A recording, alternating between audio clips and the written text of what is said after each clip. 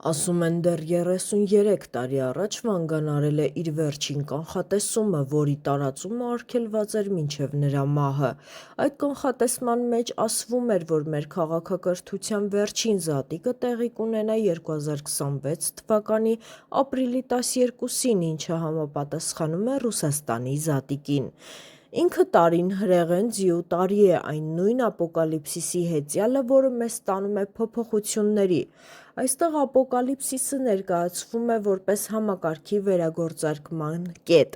Հրեղեն ձին այս դեպքում ըստ էության մեր մարմինն է, իսկ մեր ներսում այրվում է կյանքի կրակը։ Այդ կյանքի կրակը կարող է և ստեղծել, և ոչնչացնել։ Մարդկանց մեծ խմբերի հետ աշխատելիս տեսանելի է հսկայական վախ, խոր թուլության վիճակ, այդ վիճակը հաղթահարելու անկարողություն, վախ թե վաղվա օրվա նկատմամբ, թե սեփական կյանքի, երեխաների և ապագայի համար։